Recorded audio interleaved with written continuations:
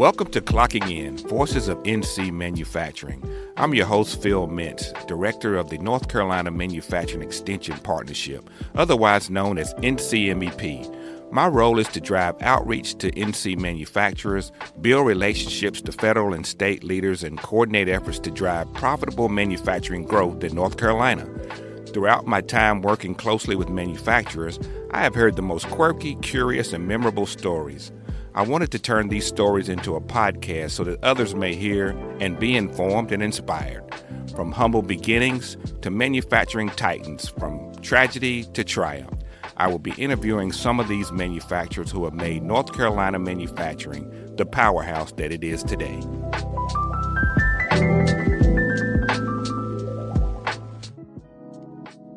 Ordway Glass Company is a family-owned and operated small business founded in 2023, not too far from the NC State University campus in Fuquay-Varina, North Carolina. Operating as OGC Stained Glass today, the company is a 2025 winner of the North Carolina Chamber's Coolest Thing Made in North Carolina.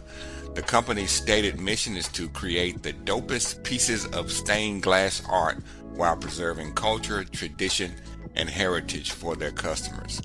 Bogdan and Nicole Ionescu make up the husband and wife ownership team, and they are the artists behind the creations of both contemporary and traditional stained glass pieces, all hand cut and one of a kind. Today we're clocking in with Bogdan for a conversation around another unique North Carolina manufacturer. So Bogdan, how you doing today? Doing well. Happy to be here. So when I go to your website, it says there's a high demand and a wait list. You can't start anything new to April 2026. So I guess business is good, huh? It is. I think that's the, one of the downsides of it just being, Nicole and I just being, a two-person show. So we're actually pushing that deadline out even further. It's like, I feel like every week we're getting into May, we're getting into June, right? And really, I think that's more just so we have, we establish some clear expectations for our customers. And so they kind of know what they're getting to, and they know what that wait period is, because we've had customers reach out to us just in the last couple of weeks for Christmas presents. And we're like, yeah, good luck with that, right? we love to do it, but we have two little boys, they're 7 and 5, and so like that obviously takes up a lot of our time. And so just trying to have that balance to where we're not doing this thing 24 hours a day. But yeah, you're absolutely correct. We are running a wait list out into 2026. Yeah. When I think of stained glass, my thought goes immediately to like church window designs, but what you create is really not that, right? So talk about what the special things you make and how your customers use them. Right. So we do everything from, your smaller pieces, your traditional sun catchers, your smaller panels that you can hang in a window. That seems to be what's really popular nowadays. But we also do larger windows. We do some panels that were, 5 feet long by about 3 feet high that we installed in customers' homes. So we definitely do some larger pieces, and we do a lot of repairs. The repair market is not really something that we really thought about breaking into. It's an art, right? We just wanted to do something that we could express ourselves artistically, creatively, and just kind of have that identity at this phase in our lives. And we learned very quickly that there are not a lot of companies that are doing repairs, and there's really not a whole lot of professional, I guess you would call it, organizations that are specializing in repairs, right? So yeah, we do. We haven't gotten into church windows yet. That's way on the far end of the spectrum in terms of stained glass art. Maybe one day, we're still a young business. So I think maybe one day we might get into that. But as of right now, we're kind of doing I wouldn't say the smaller things, but trying to be as diversified as possible without getting into some of that bigger stuff where you really need a team to make projects that big. Some of those cathedral windows and the bigger things. So what's involved in making stained glass pieces? What do you start with? Do you start with plain glass, or do you, what's involved in that? Yeah, so the glass comes it's colored, it has texture, it has different designs. There's several manufacturers, both in the U.S. and then also internationally, that they are the manufacturers of the glass, right? Mm-hmm. That's essentially our palette that we're working with. And once we've come up with a design, or even if we're doing a repair, I think, the next step would be to actually source that glass, get the right color, get the right texture. And then you just start cutting glass and start putting it together. And there's a couple ways you can put it together that we use. But yeah, we do not make our own glass. I think most stained glass artists are not actually manufacturing their own glass. That's an entirely different process. So you say you make the dopest pieces of stained glass. When I read that, I thought about music immediately. Then I read where you've indicated that music is important to what you do. How is that? It is absolutely. So and you kind of hit on it up front, right? Like when you think of stained glass, you think of church windows.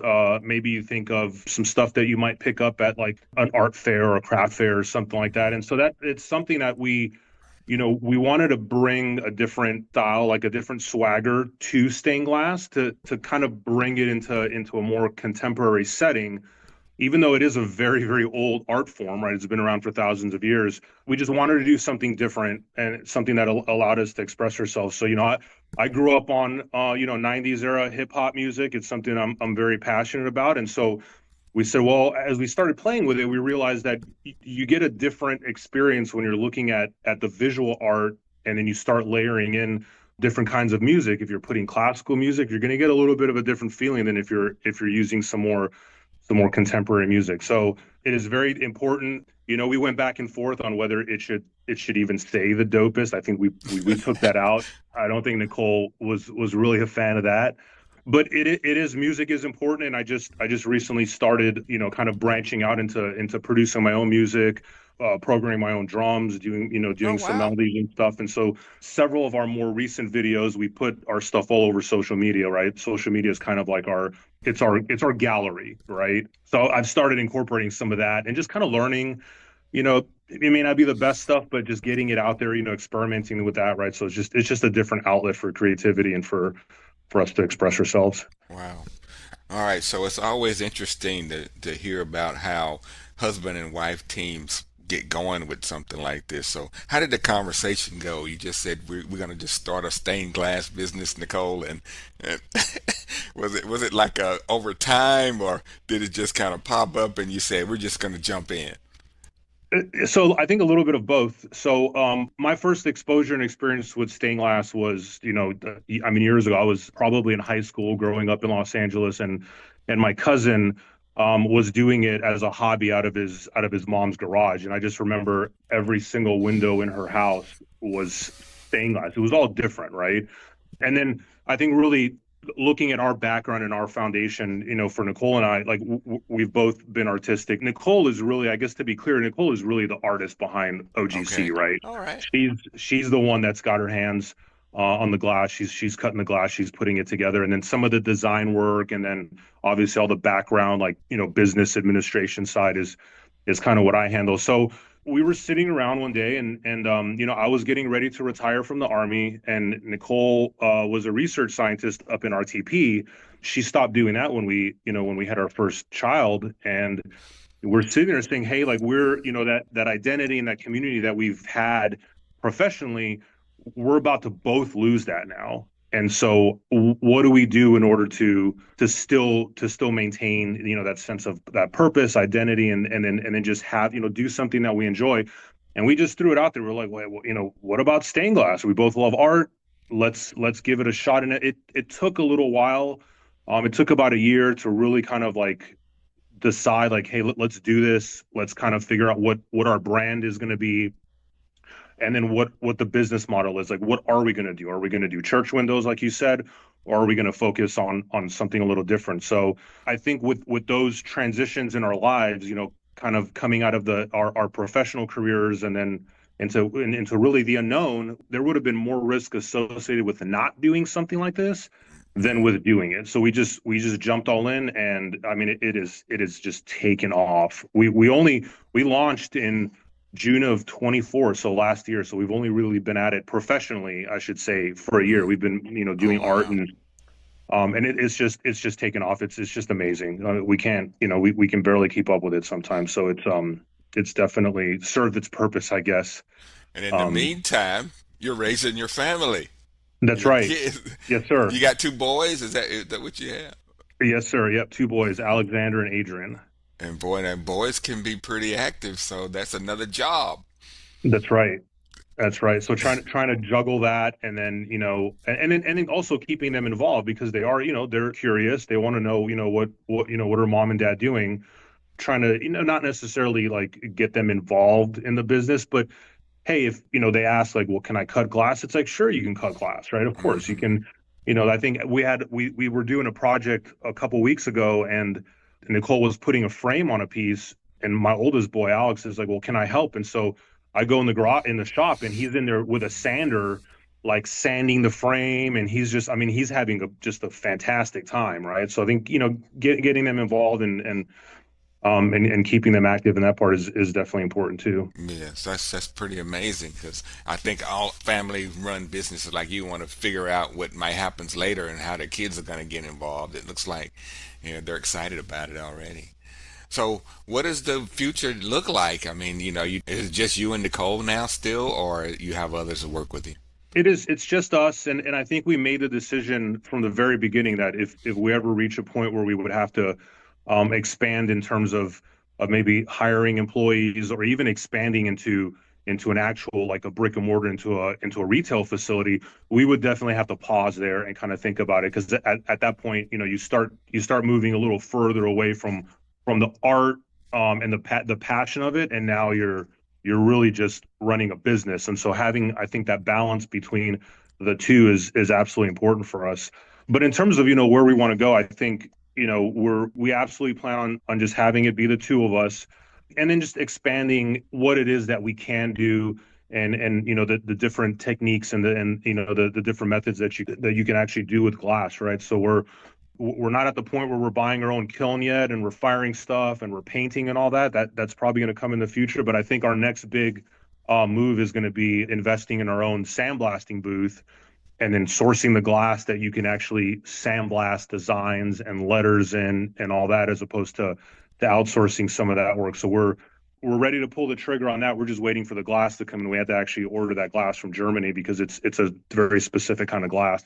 And so I think really the future for us is continue to expand the different techniques and just continue to master the craft, because it's like any, I think, art form. You never become perfect or become a master at it, right? So just continuing to get better and then doing some more creative things, I think, is really where we're looking at right now. So I'm speaking with Bogdan Ionescu. He and his wife Nicole are the owners of OGC Stained Glass in Fuquay. Where do you do all of this now? Do you have like a place near where you live, or do you have a separate facility, or two people? Are you doing it in your garage, or? Yeah, we converted the garage into the shop, into our studio. Okay. That's really where that's Nicole calls it her sanctuary. That's basically where the magic happens. All right. That's it's always convenient. You always hear the stories that people build their business out of the garage, and I mean it's a natural thing to do, especially when you're small. So the future is bright. I read something about some of your products support military retirements and things like that. I know you're from the military, and so I think that type of business is important to you. How does the military fit into some of your market? I think initially when we first came up with the business model and just really kind of started doing some just this very, very basic market analysis on what's out there, that's really where we started. So down at Fort Bragg, or just really really any military installation, as folks leave their organizations and move or they retire, it's very common for them to receive a going away gift, right? And what I noticed through my career is those gifts tend to be shadow boxes with different, military paraphernalia, coins, and different things like that on them. And woodworking has gotten extremely popular here at Fort Bragg. I think the last organization I was in, I knew personally about 7 or 8 people just in our organization that were doing woodworking on the side. And so we looked at it, we're like, okay, is there anybody doing stained glass? There is nobody doing stained glass. And so we said, okay, this might be an opportunity for us to tap into that market and to service, those folks and those organizations who are looking to get going away things, retirement gifts, different things like that. And ironically, we did not tap into that market at all. We do some of those, and you can see the gallery. We have our military commissions on our website. Yeah. But again, we've really kind of broken into like that repair market because we didn't know this going in, because we weren't very familiar with like the ins and outs of the industry. Again, there are not a lot of people doing repairs professionally. So as much as we would love to do more of those military themed pieces and military themed designs, stained glass can be custom commissions, can be pretty pricey depending on what you're looking for and the size you're looking for. So I think we're a little bit outside of the price range for that market, for the folks down here at Bragg or really anywhere else. So what made you decide to put your business in for the coolest thing made? So I don't remember how we got nominated. I know I was messing around with it a little bit and talking to Nicole, like, hey, is this something that we would want to do? And then next thing you know, we get an email from the NC Chamber saying that that we've been nominated, and we're like, okay, well, that kind of took care of itself. Yeah. And then as we started looking, we realized, okay, maybe this is the little, we kind of bit off more than we can chew, or we're entering a contest that we felt a little out of place of, because if you look at some of the other contestants and some of the companies, they all had a product that was competing for the coolest thing made in North Carolina, right? It was like a tangible thing. Like, you could go on their website, you could purchase it, and it was a very specific product. For us, like, our product was just the art. I mean, it was just stained glass in general, right? So we kind of felt like outsiders in the contest. I think it obviously worked out in the end. We were able to. Contrary, yeah, people they rallied around that, yeah. They did, and we had I ran a pretty aggressive social media campaign. I realized that we just weren't going to generate organically votes, by texting the people in my phone and asking them to vote for us every single day. We realized that wasn't going to work. So I reached out to several accounts, some folks on Instagram, Facebook, on LinkedIn. I kind of used all of the different platforms and just really tried to rally and mobilize the stained glass community, the veteran community, just the art community in general, and really try to get some folks behind us to vote and to get us across the line. Well, obviously it worked, and we're glad it did. I mean, it's been great talking to you about your business and how things are growing and how things are going to grow in the future. So I've been talking to Bogdan Ionescu. He and his wife Nicole owns Ordway Glass Company, which operates today as OGC Stained Glass, the winners of the 2025 Coolest Thing Made in North Carolina by NC Chamber. So Bogdan, thanks for spending some time with us today. Thank you. My pleasure. Thank you for joining today's Clocking In, Voices of NC Manufacturing. This podcast is brought to you by NC State's College of Engineering, the North Carolina Manufacturing Extension Partnership, and Industry Expansion Solutions. If you'd like to learn more about the solutions NCMEP offers, go to www.ncmep.org. Want to listen to previous Clocking In podcasts? Go to ncmep.org/clockingin.